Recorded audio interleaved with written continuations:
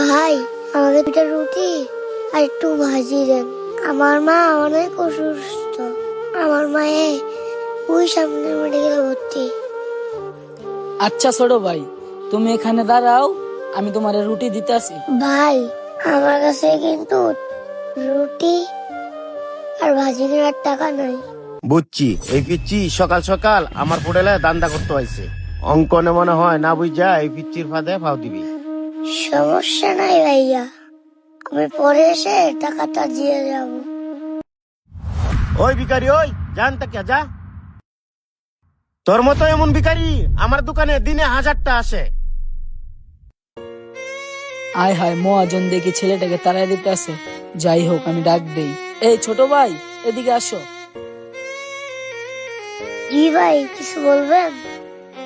ভাইয়া, তুমি সবজি আর রুটি না নিয়ে চলে যাইতেছ? তোমার মা না অনেক অসুস্থ। ভাইয়া, তুমি এখানে দাঁড়াও, আমি তোমার রুটি আর সবজি দিতে আসি। ভাইয়া, আপনি যে আমাকে রুটি আর ভাজি দিবেন, আমি তো আপনাকে প্রথমেই বলছি আমার কাছে রুটি আর ভাজি কেনার টাকা নেই।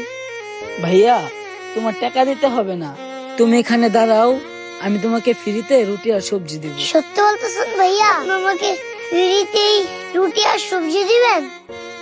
আরে ওই, তুই যে রুটি আর সবজি ফ্রিতে দিবি, আমি কি এই দোকানটা ভিখারির জন্য বানাইছি? আর তুই যে আরে ফ্রিতে সবজি আর রুটি দিবি, টাকা কে দিব? তোর বাপে? আরে পিচ্ছি শোন, আমি এই দোকান ভিখারির জন্য দেই নাই। রুটি আর সবজি নিলে টাকা লাগে, টাকা। মহাজন থাক, পিচ্ছিকে আর কিছু বললেন না। এই রুটি আর ভাজির টাকাটা আমার বেতন থেকে কাইটা রেখেন। কি বললি? তোর বেতন থেকে আমি টাকাটা কাটিয়ে নিমু? তুই দেখা যায় আজকাল দামবির হয়ে গেছ। ওই, তুই যে কইলে বেতন থেকে টাকাটা কাটিয়ে রাখতে, তোর মাও তো মেডিকেলে ভর্তি আছে। এই কথাটা কি তোর মাথায় নাই? তুই যে কয়টা টিয়া বেতন পাস, এই কয়টা তুই দান করিয়া দেস, তাহলে তোর মা চিকিৎসা করবে কেমনে? মহাজন, আমার মায়ের চিকিৎসার চিন্তা আপনার করতে হবে না। আমার মায়ের জন্য ওই উপরালায় আছে। খালি যে উপরওয়ালা করস, টাকা না থাকলে উপরওয়ালা তোর মা চিকিৎসা করিয়া দিব। মহাজন, আপনি দুইটা হাত জোর করে কই, আপনি এরকম ব্যবহার করেন না।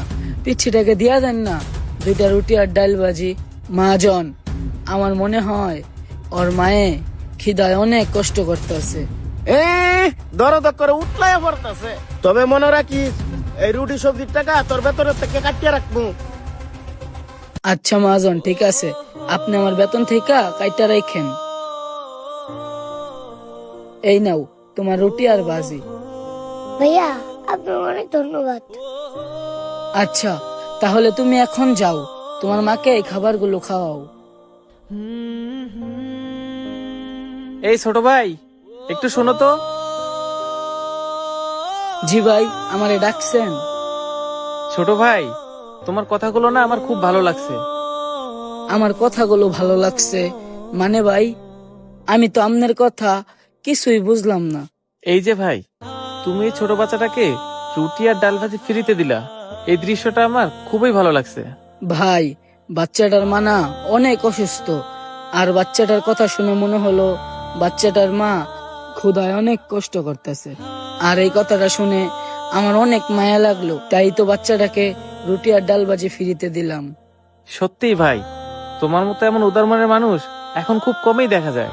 আচ্ছা ভাই, তোমার মা কোন মেডিকেলে ভর্তি আছে? ভাই, আমার মা ওই সামনের ওই মেডিকেলে ভর্তি আছে। আচ্ছা ছোট ভাই, বলো তো তোমার মায়ের চিকিৎসার জন্য কত টাকা লাগবে? ভাই, বেশি না, প্রতি মাসে 5 থেকে 6 হাজার টাকা লাগে। 5 থেকে 6 হাজার টাকা লাগে? আচ্ছা ঠিক আছে, মানি ব্যাগ থেকে ছোট ভাইকে 10,000 টাকা দিয়ে দিই।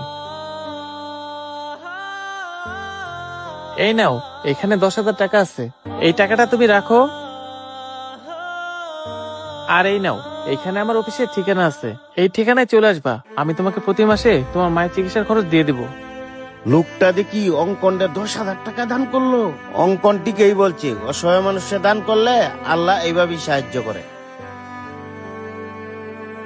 আচ্ছা ঠিক আছে, তুমি তাহলে প্রতি মাসের 5 তারিখে আমার অফিসের সামনে আসো, আমি তোমাকে 5,000 করে টাকা দিয়ে দেবো। আচ্ছা, তুমি তাহলে থাকো, আমি এখন আসি।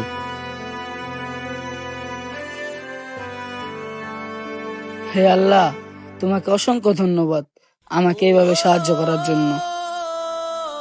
বিপদে অসহায় মানুষকে সাহায্য করলে আল্লাহ ঠিক এভাবেই প্রতিদান দেয়। আমাদের ভিডিওটি ভালো লাগলে বেশি বেশি লাইক কমেন্ট এবং শেয়ার করে সবাইকে দেখার সুযোগ করে দিবেন। ধন্যবাদ।